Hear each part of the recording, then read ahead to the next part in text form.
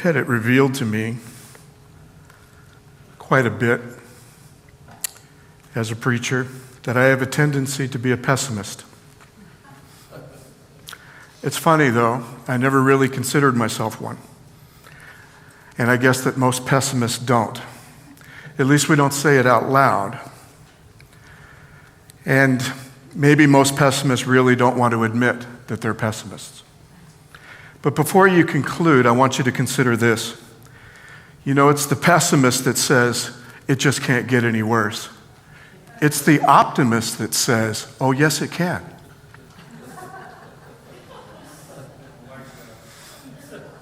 So one thing good about being a pessimist is that you don't find many pessimists like me or worriers. See, if a pessimist concludes the worst and they assume the worst, then we don't have a reason to worry. The worst is going to happen, so I don't worry about it. It's you optimists that worry.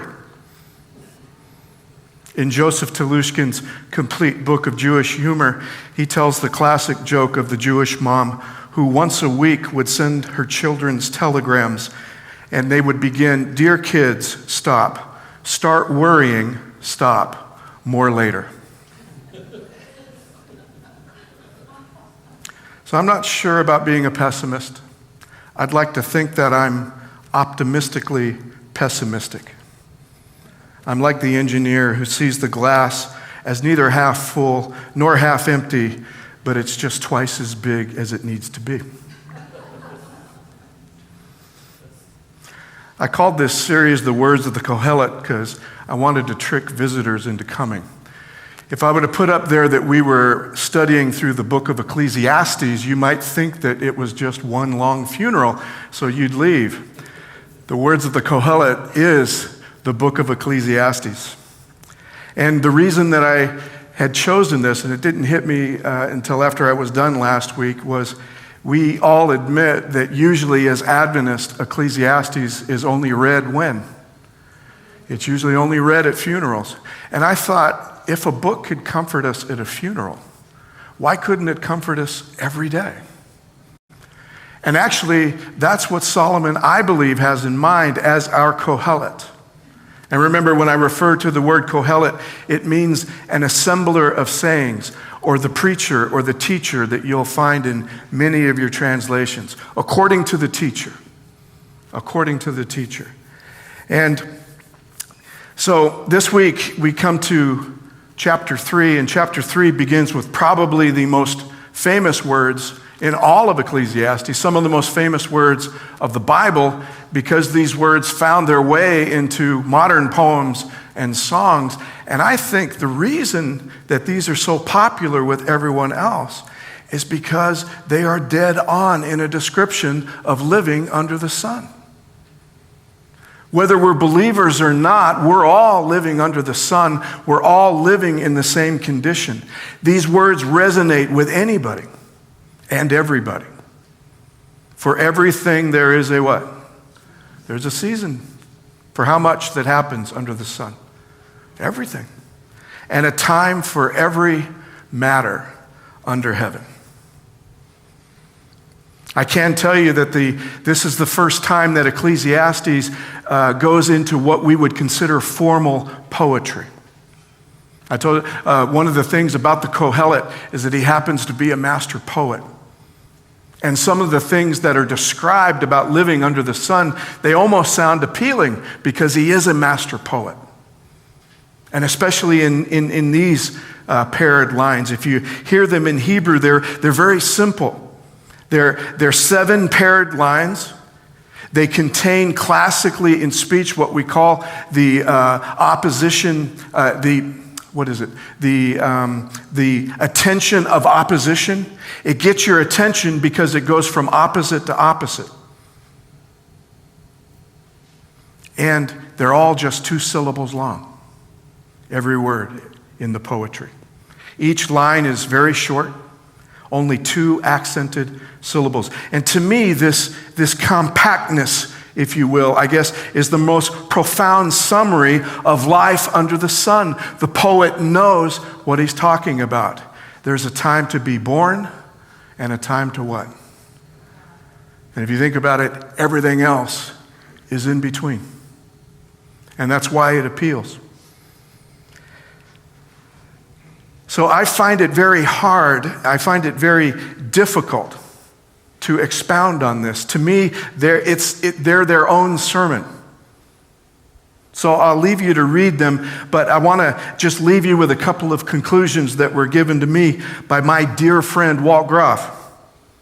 He's a senior pastor at Grace Point, had the pleasure and honor of preaching with him, actually through this very series. And he came to some great conclusions that I've always remembered about these. There is a season for everything. There is a time for everything.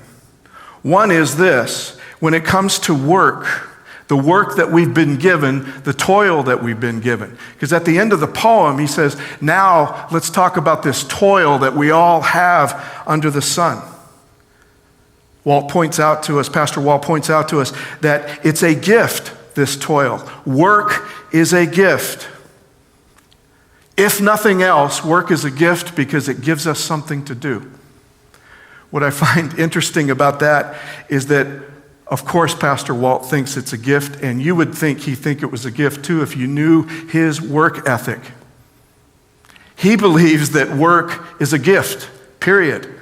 If I had Walt's work ethic, I would believe it was too. But I asked him, I said, what about us inherently lazy people? And actually, it's not the work that's a gift. It's God's gift that all should eat and drink and take pleasure in all their toil. That's the gift. Unfortunately, there are many who toil, who take no pleasure in it, because they don't get to receive the pleasure of their work. And that is one of the problems of living under the sun. I think that's what the Kohelet is getting at. Especially Solomon, the way that he laments on this is, remember, he laments as our collector of sayings, as our preacher, as our teacher, but also as a king. And he saw that there were many, many who toiled under the sun and received no what? Received no pleasure. And by the way, many of them worked for him. That's the gift. The gift is if we could receive pleasure. But by the way, if you don't, then Solomon says, we're all in this together. The Kohelet says we're all here. The other that Pastor Walt points out is that the preacher may sound pessimistic. This is what got me thinking about being a pessimist. He sounds down, he sounds morose, but actually he's just stating the facts of having to live under the sun as long as we do. And as I pointed out, I believe that's why these words resonate with songwriters today, resonate with poets today, resonate with anybody who comes across them. Some people might be shocked to even know that they are in the Bible. It's because it simply describes that it's hard, this toil under the sun, this living between cradle and grave, and what has to happen between cradle and grave.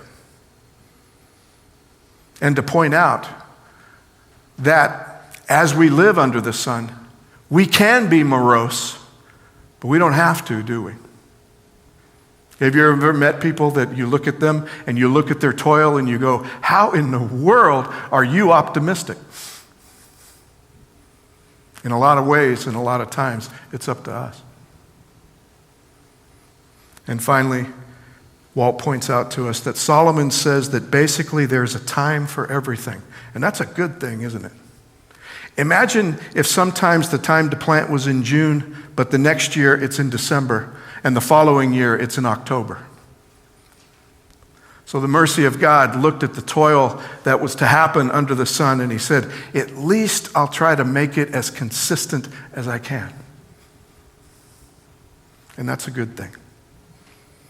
So what are we reminded of as we begin to transition to talking about being under the sun? What we are reminded of is who's actually in control. Where we go today is trying to imagine our life under the sun, but not let it fade an image that we have of what can be, of what will be, of what is even a reality, even though we may not be able to experience it ourselves.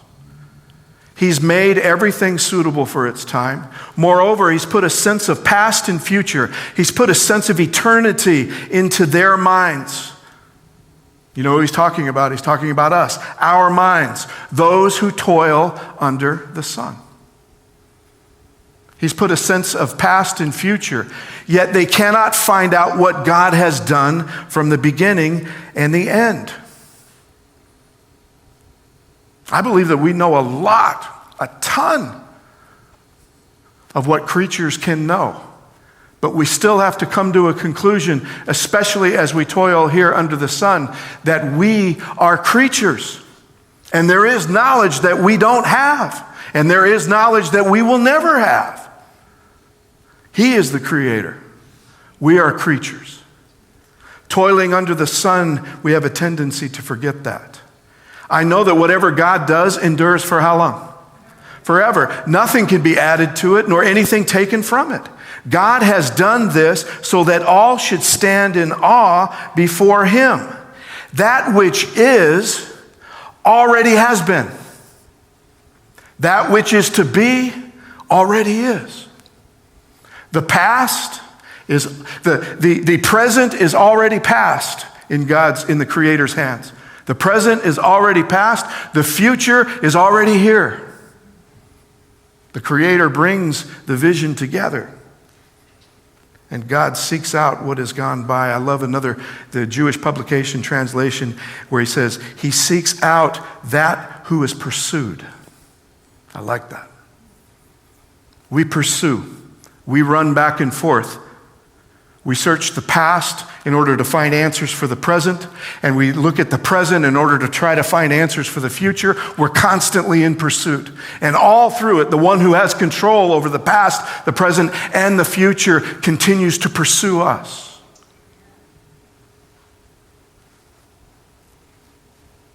God is indeed in control. And he puts an eternity or a sense of past and future in us. He gives humanity a longing. He didn't leave us to just toil under the sun. There's a longing that he places within us. By the way, it's there whether we can feel it right now or not. The curse of living under the sun is sometimes that longing for humanity can be drowned out. And the Kohelet is assembling words for us to hear so that we could remember this, to carry it through with our journey under the sun. Even though we can't grasp the meaning, he gives us the longing. So I can leave you with another one of Pastor Walt's. In fact, we thought at Grace Point we should put this on a bumper sticker, with the logo right beside it. He is God, I am not. He is God, we are not. Fact. Problem? Only to those of us living under the sun. Something to worry about? Something to be morose over? Sometimes we are morose over the fact that he is God and we are not. Because in this condition, in this toil under the sun, our selfishness and our selfish nature, having to admit that we're not creator, not being in control, that's a threat to us. That's a threat to our existence, which is the problem of living under the sun. The enemy convinced us of that, and we bought it. He told our parents, he knows on the day that you eat of it, you will become like God. He's holding out on you. He doesn't want you to be like him. He doesn't want you to know what it's like. Your God is selfish. He's the threat to your happiness, not the fruit. Not me. The enemy looked at them that day and said, I'm not the threat to happiness. I'm willing to give you everything. I'm willing to give you knowledge that you should not have. Under the sun is hopeless.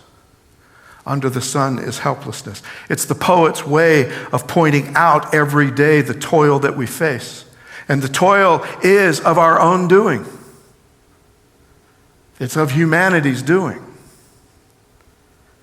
Our nature, our default disposition makes living under the sun utterly futile.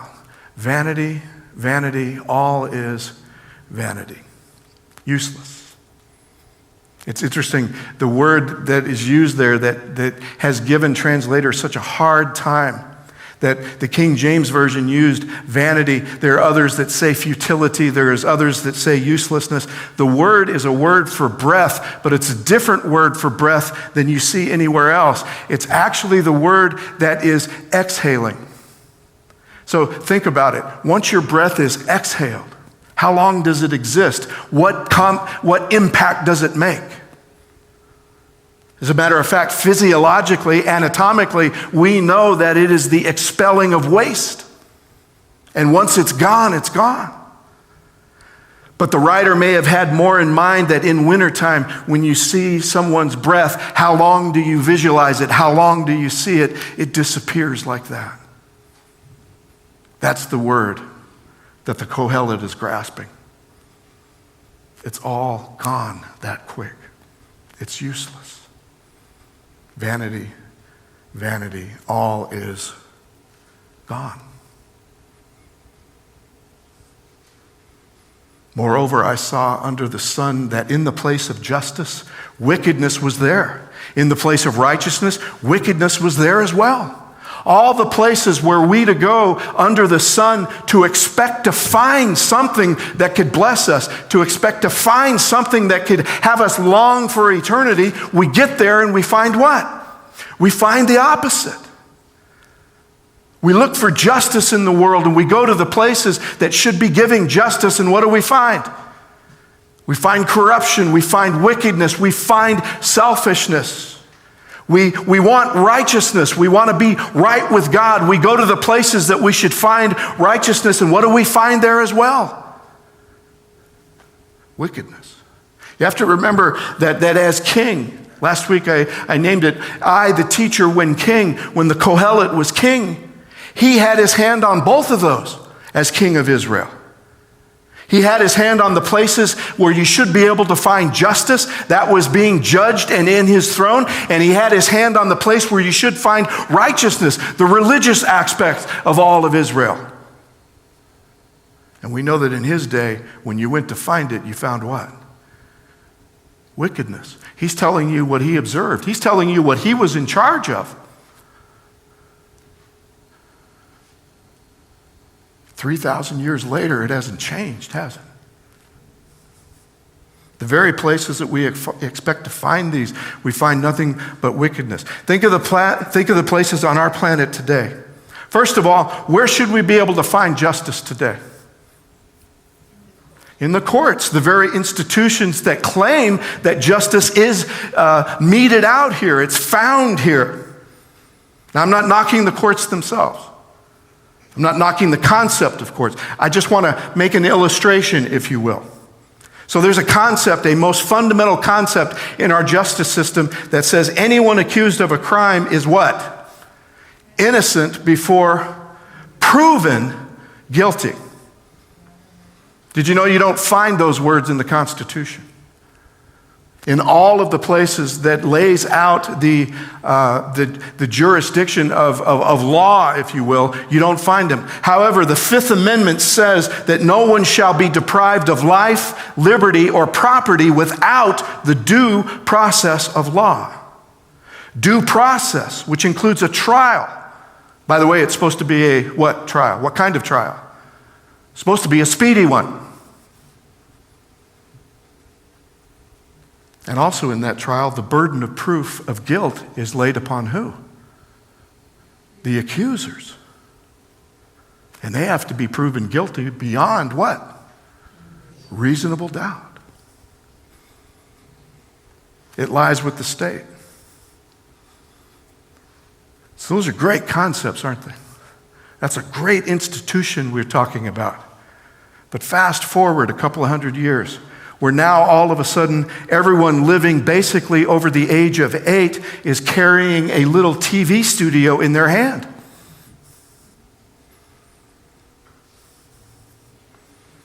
Is it easy today to live out this most fundamental concept? Are you really innocent until proven guilty?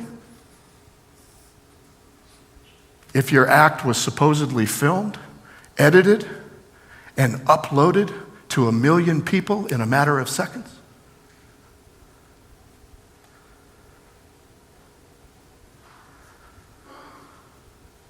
Is it easy to live this out? You see what the Kohelet is saying. I expect to find justice, but even in the places where the intent is good, where the intent was there, we just don't find it anymore, do we? How about righteousness? Where do you expect to find righteousness? In the church. That next precious institution where we should be able to find righteousness. People should be able to walk in the door today and find righteousness. Let me ask you something. Have you lived out every act and deed of righteousness that was revealed to you this week? And if you say yes, in that same vein, do you have it on somebody's TV studio? Is it on some video on somebody's phone? We can't give it to him either, can we? Which, by the way, if we can't be righteous, we're in the right place, aren't we? I like to tell people, check your hypocrisy at the door. Check to see that you're a hypocrite and then come on in. Because that's where we are. That's who we are. Sometimes considering that any Christian anywhere can give a testimony to millions of people just by uploading a particular video, I wish most Christians would keep their mouths shut. I heard a preacher a while back using the Titanic as an illustration. And he pointed out that the designer himself boasted that God himself could not sink this ship. And then the preacher added, well, God knows a challenge when he hears it.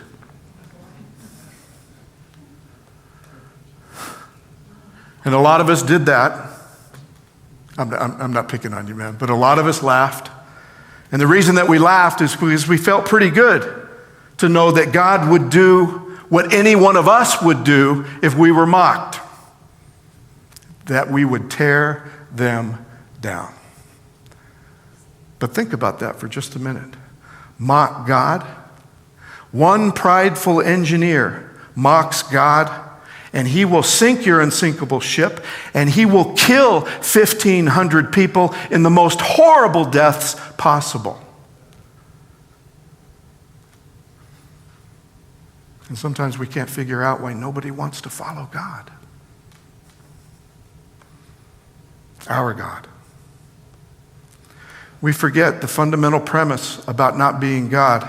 So when we ponder and think and try to explain passages like this, the Kohelet tells us, I said in my heart, God will judge the righteous and the wicked, for he's appointed a time for every matter and for every work. Whoa, hold on. Why does he have to judge the righteous? The righteous, by very nature, should be right. They shouldn't have to be judged. The Kohelet knows of who he's speaking, right? He's speaking of people who believe that they're righteous, who think that they're righteous, who don't have the source of actual righteousness. Judge, execute sentence. Judge the righteous, judge the wicked. Every matter, every work under the sun. No one has reason to be boasting in this room. Amen? The collector of teachings to the assembly, Solomon is saying, no one has reason to boast, not from what I've witnessed, not from my throne. See, even righteous people under the sun have a problem. They're what? They're human. They're sinners. Some things we who profess to be righteous, some things we've polished up to look real good on the outside. But what's going on inside? What did Jesus call us? You whitewashed what? Tombs. Just pop open a tomb and take a sniff. It looks nice and polished on the outside, but just pop it open and take a whiff. I said in my heart, with regard to human beings, with regard to humanity, that God is testing them to show that they are but what? That they're but animals. Hold on a second. No.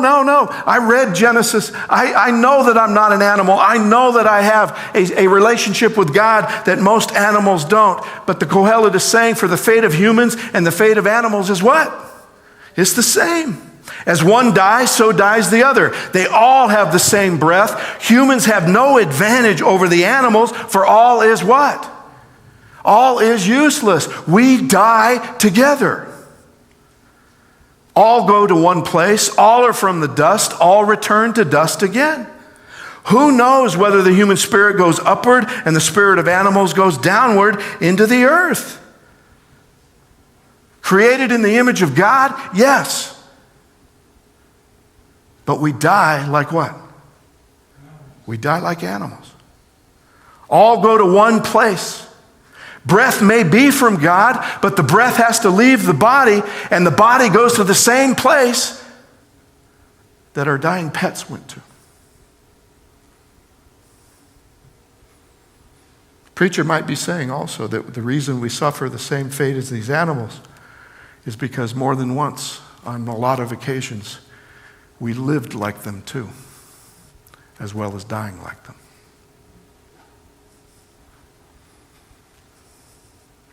So what to do? Should we wring our hands?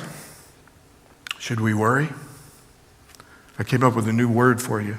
Should we pessimize? Should we live in the act of being pessimists? All this, he concludes, all that he said, even saying that we die like animals because sometimes we live like animals. So I saw that there's nothing better, that all should enjoy their work, for that is their lot. Who can bring them to see what will be after them?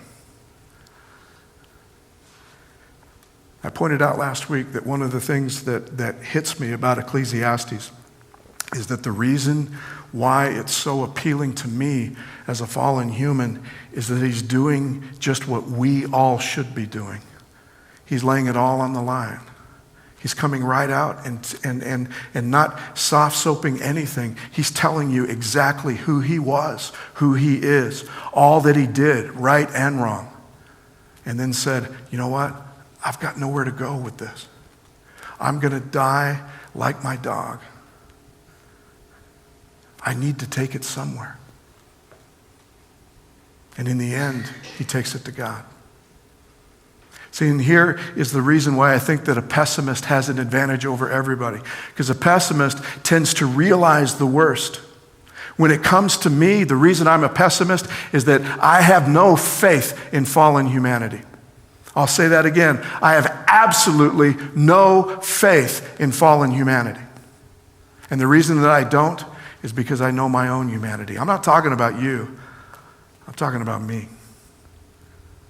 And in a way, the Kohelet isn't really talking about us. He's talking about him. And as he talks about him, I recognize myself more often than not, more often than I want to admit, in the Kohelet's words. And here we are. So what he's actually saying here is just be who you are. Are you a sinner? Yes. Own it. Because until we do, we don't realize what we need to be saved from. I think that's the advantage that pessimists have over everyone. They know exactly who they are. They know they've got nowhere to take it.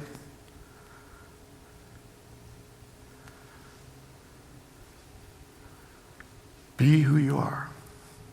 I have to apologize. Last week, I never brought it around to our scripture reading. Ed read our scripture reading and set it up for us beautifully, and I never brought it back around to that. But David was caught red-handed. Nathan hears everything that he's done from God, and Nathan just catches him red-handed. You are the man. He allows David's anger to well within himself, and David's self-righteousness wells up, saying, who is this guy? Who is this lousy shepherd that is doing this to this poor little lamb? You bring him to me. And as soon as he says that, Nathan says, you're the one. You had a lamb that was under your care, and you abused her. You raped her, and you killed her husband, who was one of your most loyal soldiers. And what did David do? Did he try to put on his royal robes? Did he try to explain how big a burden it is to be carrying this throne? Did he try to do any of that? He looked at Nathan and he said, I have sinned before the Lord. And Nathan said, okay, you're not going to die. Will there be consequences? There's consequences to David's household for the next 1,000 years. Yes, there will be consequences. But what he did at that moment was lay it on the line. He was exactly who he was to be. And until he realizes that, till he understands that is exactly the animal that he is, then he does not know what he's asking, Bev, when he's asking to be created a new heart.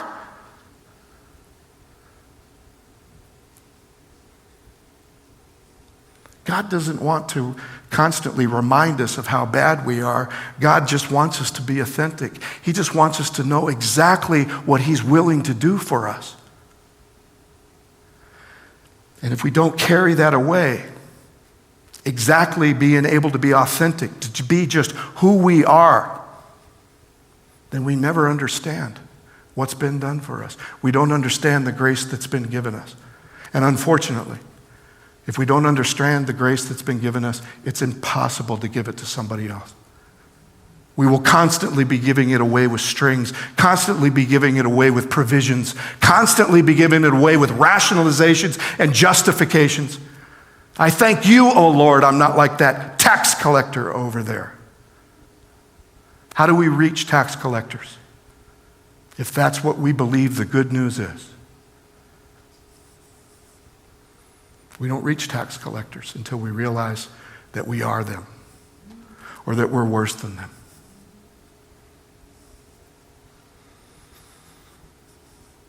Rabbi Akiva once said that when you come to meet God, he will never ever ask you why you weren't King David.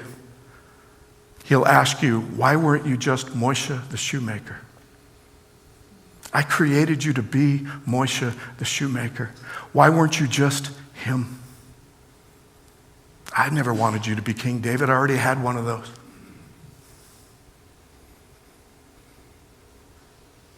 It includes our falling short, our triumph, our tragedy.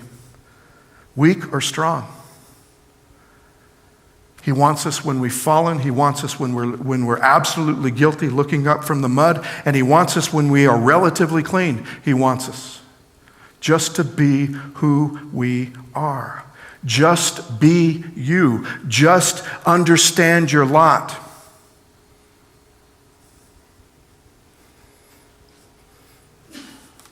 Our scripture reading was Peter being addressed by Jesus. Jesus asks him, he says, do you love me?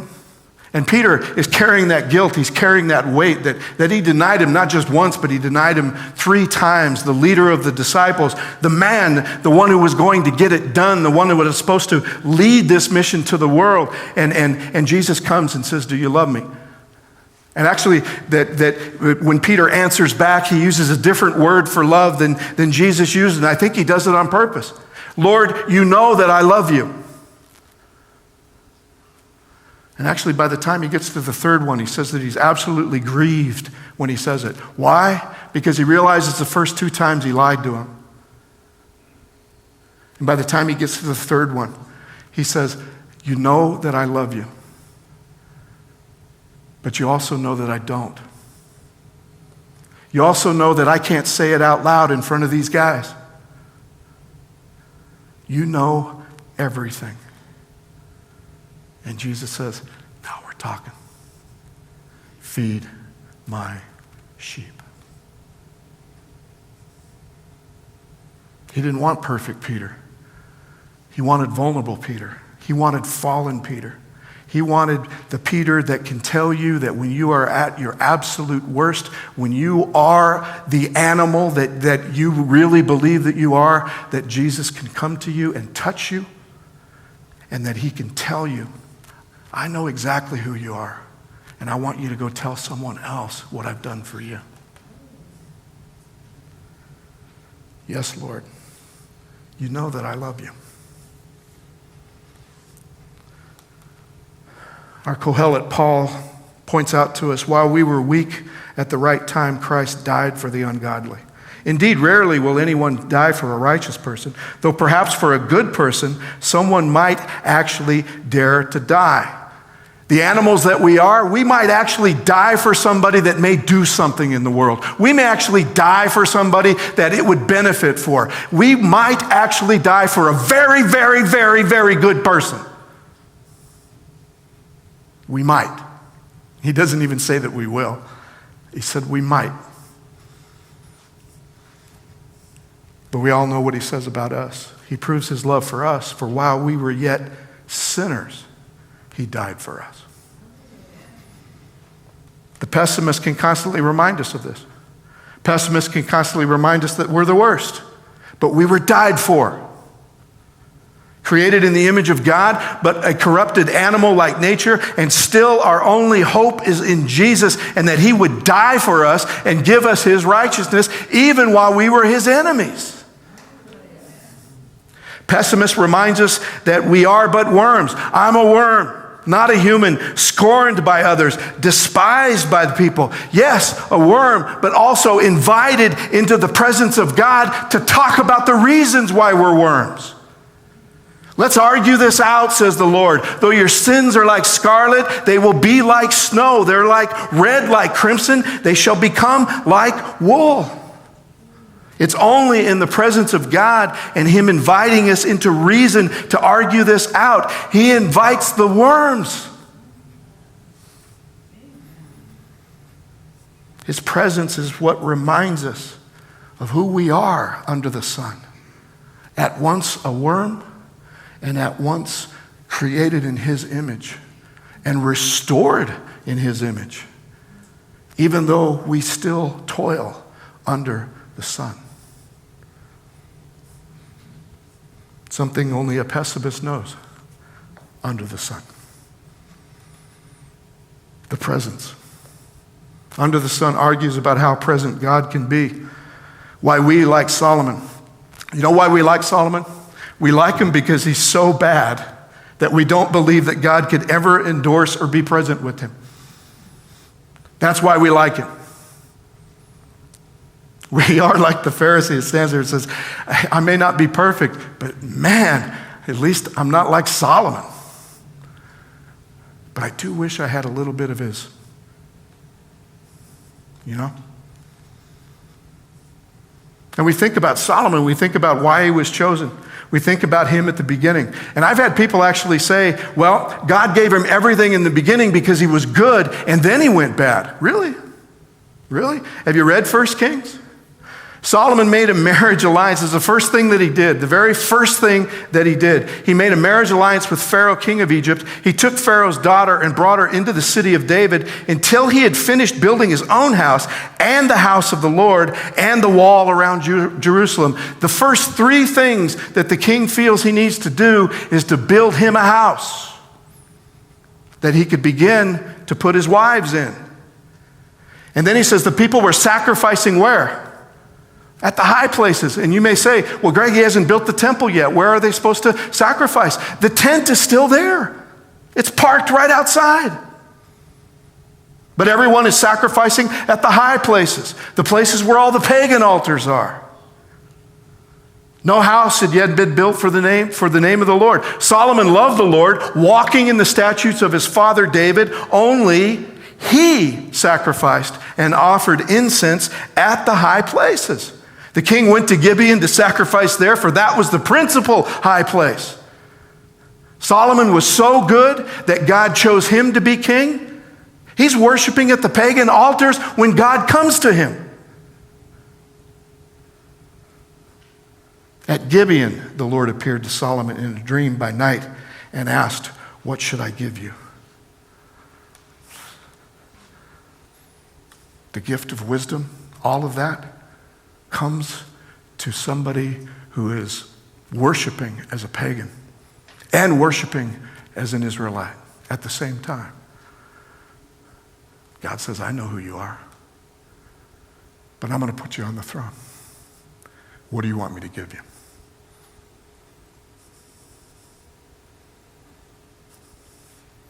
He brings everything to pass precisely at its time. He puts eternity in their mind, but without man ever guessing from first to last all the things that God brings to pass. That which is already has been. That which is to be already is. And God seeks out what has gone by. I want to thank Alex and Pat and Miriam for leading us in the hymn. It's a favorite hymn of mine, much to the consternation of our musical director. For some reason, she has a problem with this hymn. I love this hymn. And I usually only choose it when she's not here. I didn't realize she was going to be here today. But I love it for what it says. I love it for being cleansed beneath the flood of that blood, of that fountain, is all we've got. And I've always loved it, but it meant even more to me when I found this out. In his book, Searching for the Invisible God, Philip Yancey tells us this. He says, "I visited the home of William Cowper." Cowper, by the way, is the one who composed this hymn. He wrote some of the church's most popular hymns. "Oh, for a closer walk with God. God moves in a mysterious way his wonders to perform. There is a fountain filled with blood." And for a time, he shared a house with John Newton, converted slave trader and author of Amazing Grace. As I toured the sites where Cowper lived, however, I realized how little grace he actually experienced. Tormented by fears that he had committed the unpardonable sin, hounded by rumors of an illicit affair, Cowper suffered a nervous breakdown, attempted suicide several times, and was kept straitjacketed in an insane asylum for his own protection. The last quarter of his life, he avoided church entirely. It may have been during this time when he wrote these words, "Where is the blessedness that I knew when I first sought the Lord? Where is the soul-refreshing dew of Jesus and his word? What peaceful hours I once enjoyed, how sweet their memories still. But they've left an aching void the world could never fill. Return, O holy dove, return, sweet messenger of rest. I hate the sins that made thee mourn and drove thee from my breast." The toil and the work under the sun, what it does to us. In the idealism of youth, I would have pounced upon Cowper as a typical Christian hypocrite, one who wrote about what he could not put into practice. Now, though, as I ponder the grand works the poet left behind, I see his hymns as perhaps the only marks of clarity in a sadly troubled life. "Redeeming love has been my theme and shall be till I die," wrote Cowper. I believe he meant these words with all his heart as he wrote them for others to sing. Though he felt little of it personally, he left lasting proof of redeeming love in his treasury of hymns. An artist like Cowper does not create in order to gain future glory, but rather to grapple, to attend closely, to express both pain and praise. We who follow bestow the glory, because out of the artist's struggle comes the abiding truth that speaks to our souls. God's grace may work that transformation in any of us, using the failures of the present as the very tools to shape us in God's image. As Cowper expressed it, Sometimes a light surprises the Christian when he sings.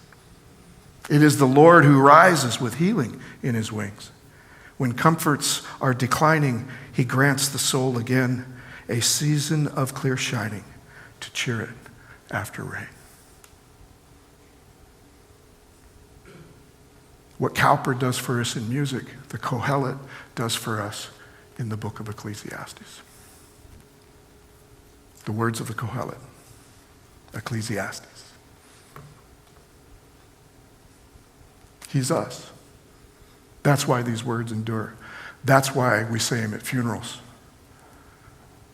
That's why we should say them probably more often, study them more often, and every day.